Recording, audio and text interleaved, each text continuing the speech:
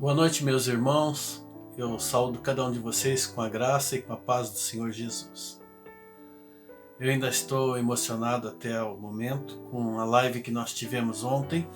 Foi um momento de muita edificação, tão precioso para estarmos juntos, sentir estar junto com a igreja, sentir naquele momento de louvor, de compartilhar das mensagens, de sentir a presença de muitos irmãos. E aquilo foi de grande edificação. Quero parabenizar toda a equipe de louvor pelo empenho, pelo esforço, os participantes, aqueles que estavam à frente, aqueles que estavam nos bastidores, fazendo com que isso tudo acontecesse e se tornasse uma realidade, da qual nós queremos aproveitar esse know-how que estamos aprendendo ainda e melhorar cada vez mais e poder oferecer momentos de grande edificação para o coração de cada um dos irmãos. Agora, nós temos o momento nosso da Palavra de Deus.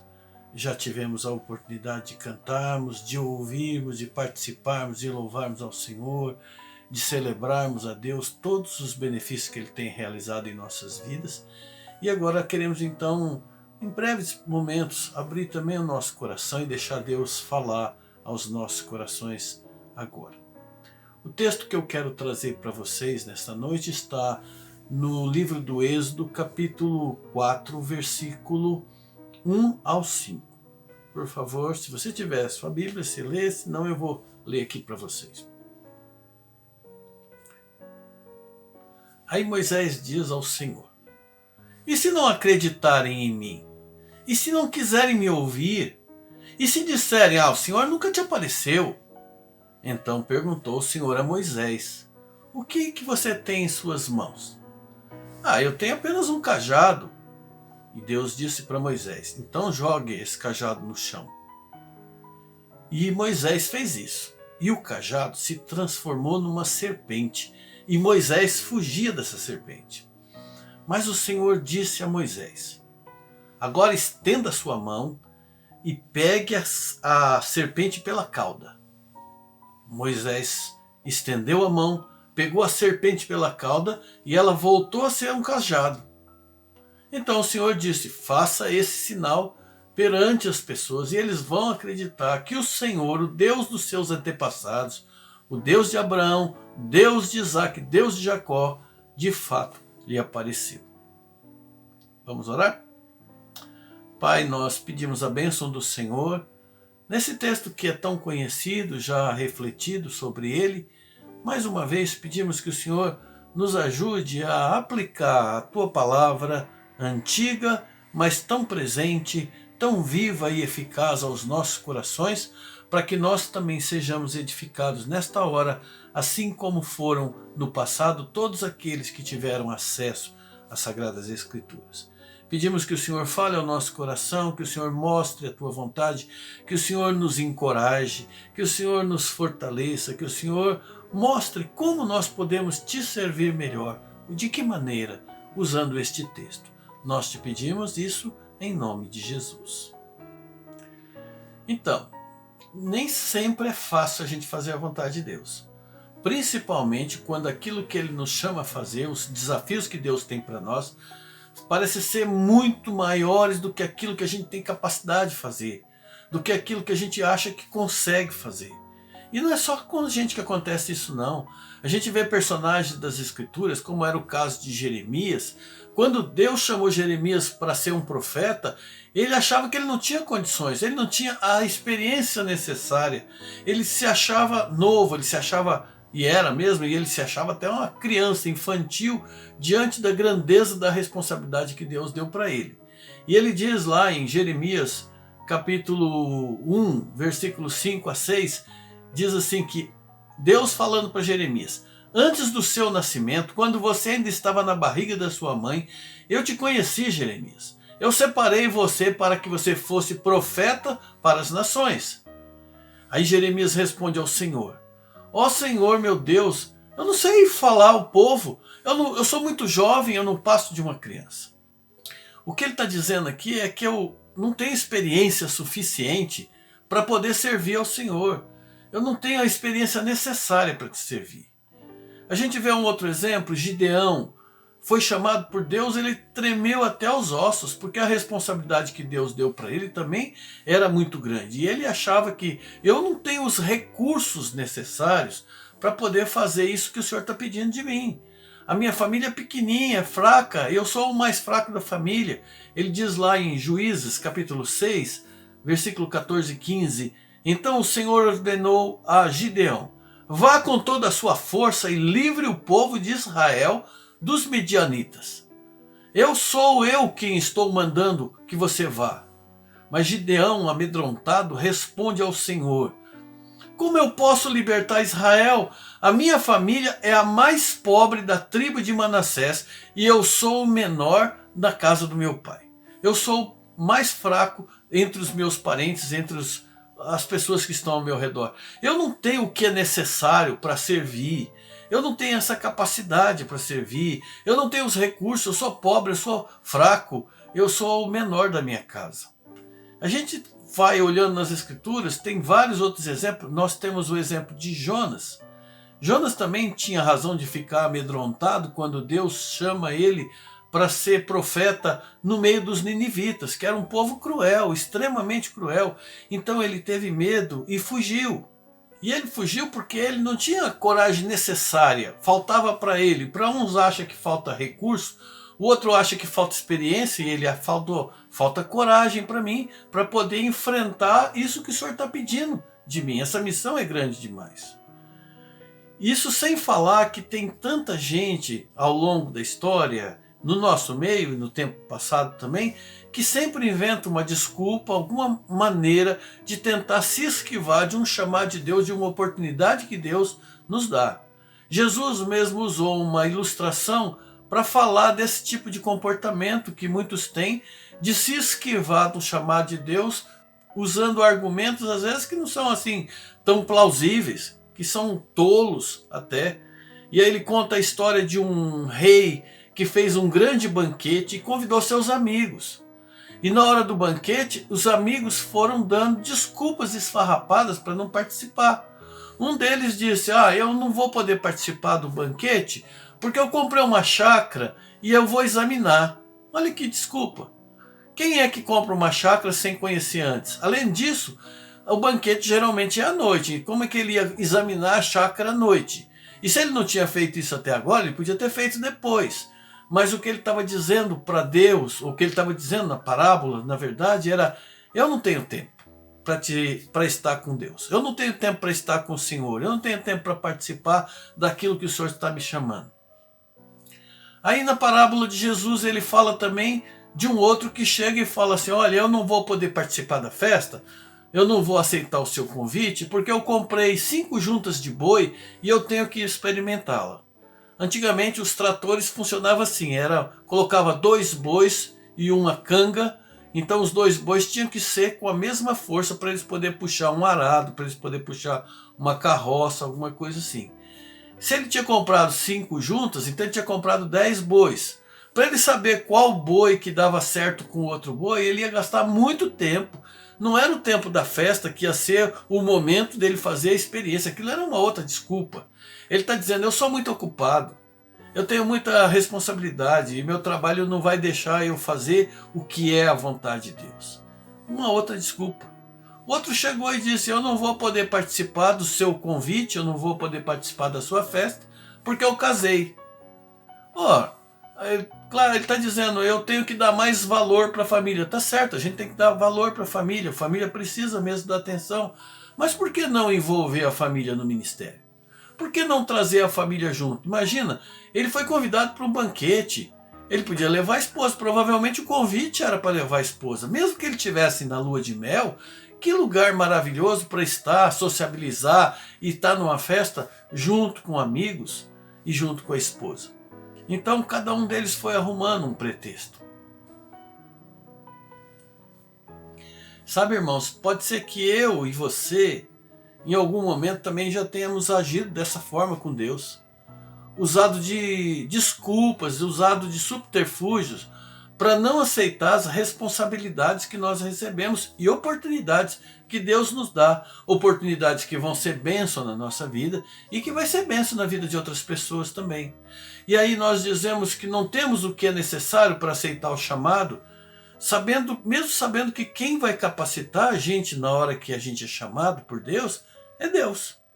Então não adianta falar, Senhor, eu não tenho capacidade. Quem dá a capacidade é aquele que nos chama. E pode ser até que alguns de nós, eu e você, já tenhamos muitas vezes tido muita vontade de fazer aquilo que é a vontade de Deus, agradar o Senhor, servir a igreja do Senhor, servir o próximo, servir os irmãos, servir o ministério, fazer a obra do Senhor, pregar, mas ficou só na vontade. Ficou só na vontade porque nós achávamos que não tínhamos o que era necessário para obedecer a Deus. Nós não tínhamos o que era necessário para fazer aquilo, não temos os recursos, que a gente não tinha os talentos necessários, que a gente não tinha a equipe necessária, que a gente não tinha a igreja, não tinha a estrutura necessária, que nós não tínhamos o equipamento necessário para fazer o que precisava ser feito, que a gente sabia que precisava ser feito. E aí a gente vai, empacota tudo, esses sonhos, esses projetos, no caminhão da desilusão, das desculpas esfarrapadas, e a gente manda tudo embora. E deixamos de fazer, muitas vezes, aquilo que nós sabemos que deveríamos fazer. E a gente até acha que se a gente tivesse mais equipamentos, se a gente tivesse mais estrutura na igreja, ou se a gente tivesse numa outra igreja com mais estrutura, a gente poderia fazer a vontade de Deus, porque a gente depende da estrutura, porque a gente depende das coisas que nós temos, nós dependemos de equipamento, nós dependemos de muitas pessoas, e nada disso é a realidade.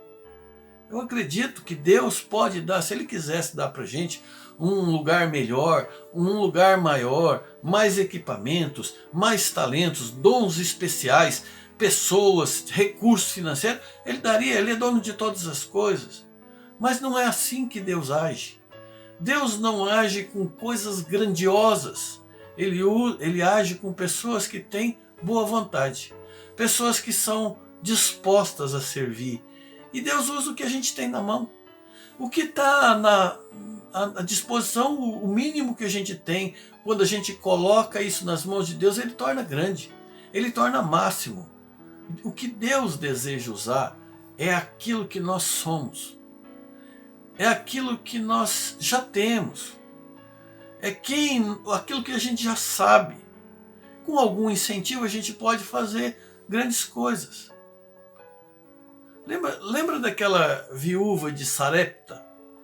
Ela tinha só um bocadinho de farinha e um pouquinho de azeite. Era um tempo de seca, de extrema carestia no país, toda a região. Tinha 3 anos que não chovia. E tinha um fogãozinho a lenha, que nem lenha ela não tinha, ela estava catando cavaco quando ela se encontrou com o profeta. E, no entanto, Deus desafiou ela a usar o que ela tinha, o pouquinho que ela tinha. A farinha pouquinho, o azeite pouquinho, aqueles cavaquinhos. E por causa da obediência dela, Deus usou aquela mulher para preservar a vida e o ministério do profeta Elias. E através do Elias preservar toda a nação de Israel. E por causa da sua obediência não faltou nada, nem para ela e nem para o seu filho, durante todo aquele período de escassez. A gente lembra também o exemplo daquela outra viúva, de um seminarista, viúva daquele que estudava numa escola de profeta, morreu, deixou dívidas. E aí aquela esposa estava desesperada, porque os seus filhos estavam a ponto de ser vendidos como escravos para pagar as dívidas e ela não tinha nada. E ela vai e procura o profeta Eliseu e fala a situação dele. Em vez do Eliseu pedir ao Senhor, manda dinheiro, manda recursos e vamos fazer uma vaquinha. Não, ele pergunta para ela, o que você tem na sua casa?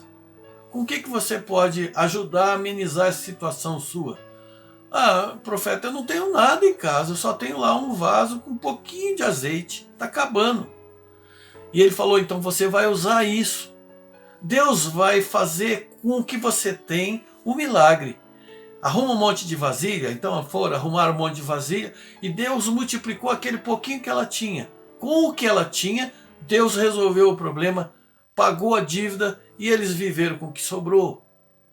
Deus abençoou e Ele fez com que um pouquinho no vaso enchesse tantos outros vasos. Um pouquinho de azeite em nós, um pouquinho de unção em nós é capaz de encher tantos corações vazios. Imagina se a gente se encher do Espírito, se a gente buscar com interesse de coração servir melhor ao Senhor. Um outro exemplo que a gente pode lembrar é o próprio Jesus, quando ele diz para os discípulos dele que eles deveriam alimentar a multidão que estava seguindo Jesus.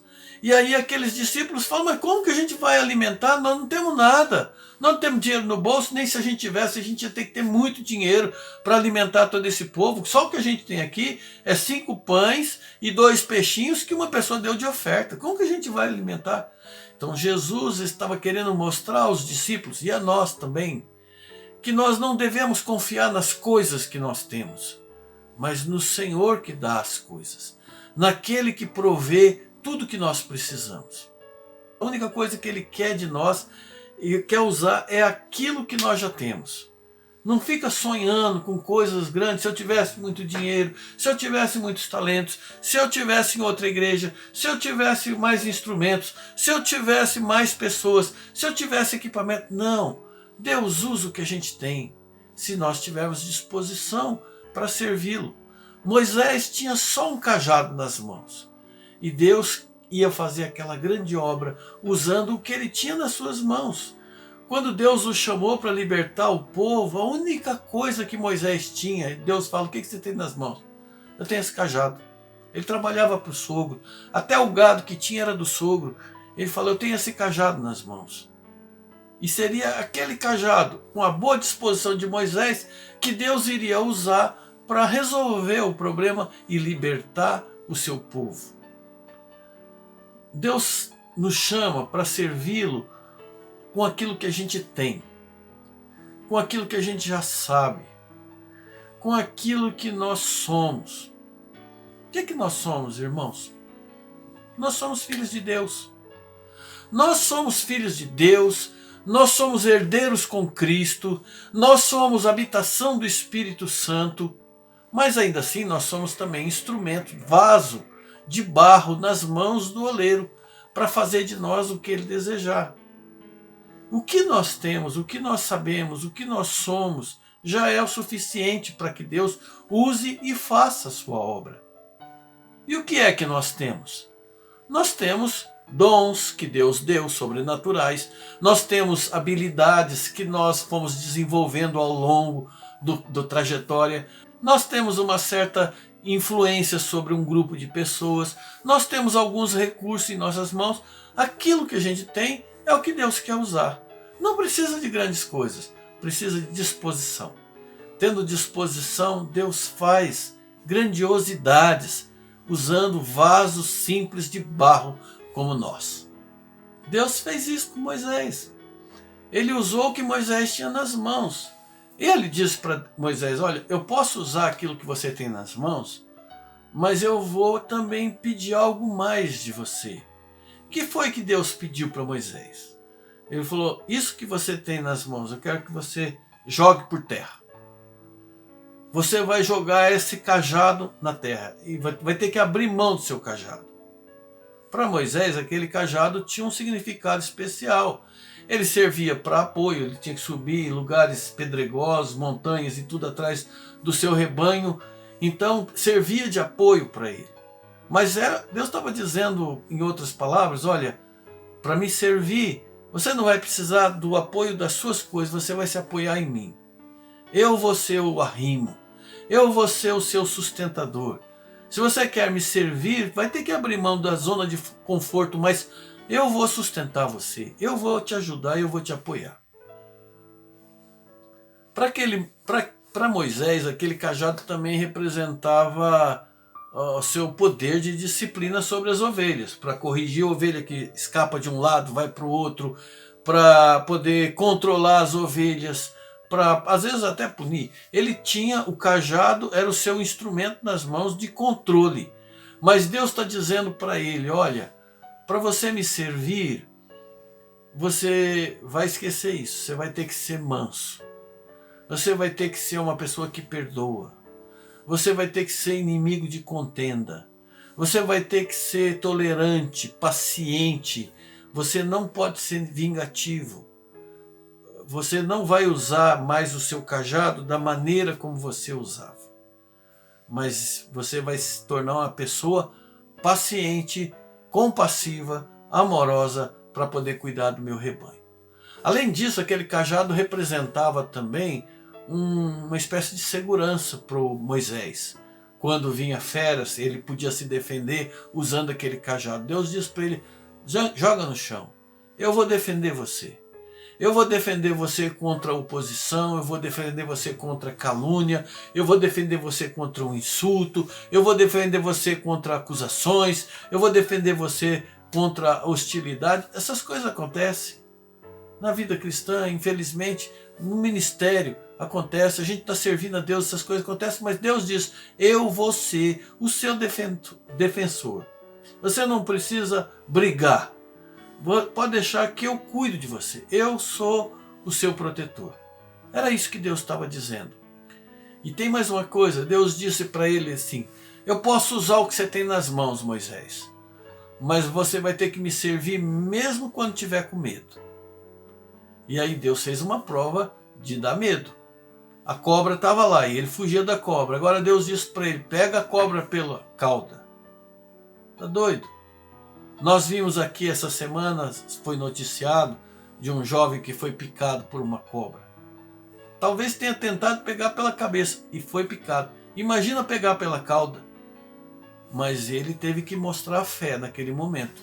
E ele pega pela cauda e a cobra então se transforma novamente num cajado.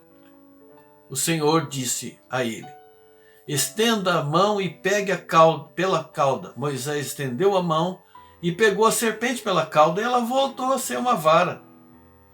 E aí eu pergunto: de onde é que veio essa coragem para Moisés? Veio da fé. É a fé que nos capacita a ter coragem. Quando nós fortalecemos a nossa fé, nós também adquirimos a coragem necessária para fazer aquilo que às vezes parece ser grande demais para a gente, que dá medo na gente, mas a gente faz pela fé, porque é aquele que nos fortalece, é também aquele que nos manda, é aquele que nos capacita, é aquele que vai providenciar tudo aquilo que nós precisamos para fazer a obra do Senhor. Então, fortaleça a sua fé e você vai ter a coragem necessária para aceitar os desafios e ser vitorioso em tudo aquilo que fizer. Saiba disso, meu irmão, saiba disso, minha irmã. Deus quer usar a sua vida usando apenas aquilo que você já tem, aquilo que você é, aquilo que você sabe. Grandes coisas estão por vir na sua vida, se tão somente você estiver disposto a obedecer, a entregar ao Senhor aquilo que você tem, aquilo que você sabe, aquilo que você é, e dizer ao Senhor: eis-me aqui, usa a minha vida, eu estou disposto a te servir. Você está disposto a servir ao Senhor? Então use aquilo que você já tem, aquilo que você já sabe, lembrando quem você é. Você é filho de Deus, Ele te capacita. Meus irmãos, nós precisamos da ajuda de todos. Nós precisamos da ajuda de todos. Todos os dons são importantes, todos os irmãos são importantes, toda ligação é importante, toda oração é importante, todo ministério é importante, tudo aquilo que você faz, todo conselho é importante. Precisamos de todos. Tenha coragem de servir ao Senhor, não tenha medo, não precisa de grandes coisas. Deus usa o que você tem nas mãos. Deus usa o pouco que você tem, o pouco que você sabe, o pouco que você consegue fazer. Ele é que vai fazer as coisas, ele só precisa de pessoas dispostas a servi-lo, pessoas dispostas a trabalhar, dispostas a amar, a pregar o Evangelho, a compartilhar a fé. E o que vier às tuas mãos, faça, mesmo que tiver com medo, na certeza de que Deus vai te dar vitória, porque é Ele que te chama, é Ele que te capacita. Deus vai usar para realizar a vontade dEle no seu viver, de ser bênção na sua vida e de você ser bênção na vida de outras pessoas. Tenha coragem, tenha fé e coloque a sua vida nas mãos do Senhor e diga: Senhor, eu só tenho um cajado. Senhor, eu só tenho uma botija de azeite. Senhor, eu só tenho isso ou aquilo. Senhor, eu não tenho nada, mas eis-me aqui. Se o Senhor quiser me usar, estou disponível, estou ao seu dispor. Que o Senhor possa te abençoar, te encher de fé, de coragem, para não ficar atrofiado, temeroso, olhando só as coisas acontecerem, os ministérios acontecerem, as bênçãos que outros conquistam. Graças a Deus por isso. Mas tenha as suas próprias bênçãos. E seja você também bênção na vida de outros. Seja a sua passagem na terra, o tempo que você ficar aqui, algo proveitoso para a sua vida e para a vida de tantas outras pessoas. Seja instrumento nas mãos de Deus. Se você tiver disposição de servir ao Senhor, Deus vai usar isso, vai potencializar isso e vai fazer disso uma bênção na sua vida e na vida de muitas outras pessoas. Que Deus te abençoe ricamente, a você, a sua casa, a sua família, seu trabalho, a sua saúde, e que você possa de fato, com o pouco que você tem, com aquilo que você dispor ao Senhor, ser usado de uma maneira muito poderosa, de uma maneira muito abençoadora para a vida de tantas pessoas e para a sua própria vida. Deus te abençoe.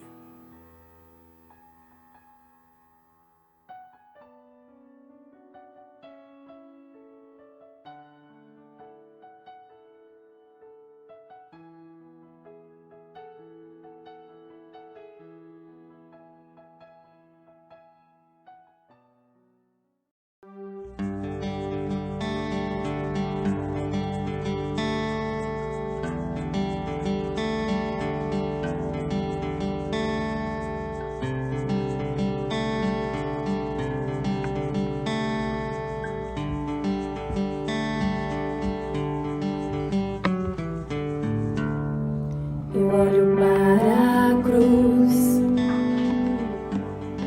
e para a cruz eu vou, do seu sofrer participar, da sua obra vou cantar. Meu Salvador, na cruz mostrou o amor do Pai, o justo Deus.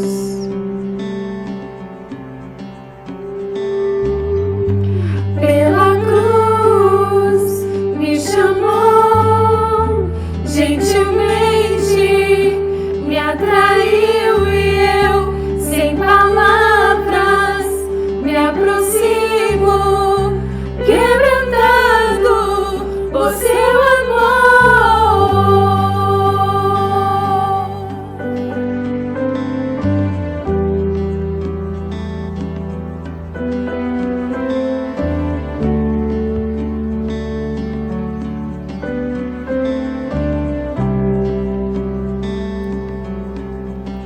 E merecida a vida, de graça recebi, por sua cruz, da morte me livrou, trouxe minha vida, e eu estava condenado, mas agora pela cruz eu fui reconciliado.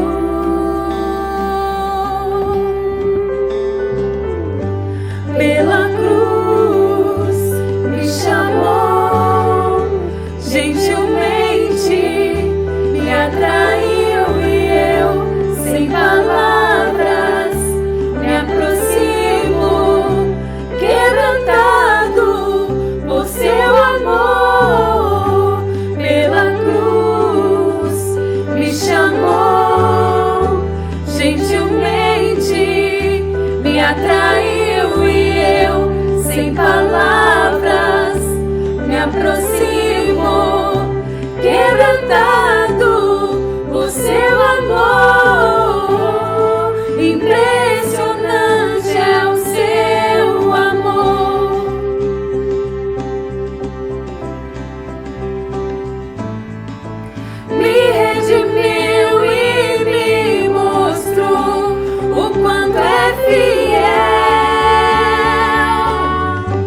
Pela cruz me chamou, gentilmente me atraiu e eu, sem palavras, me aproximo, quebrantado o seu amor.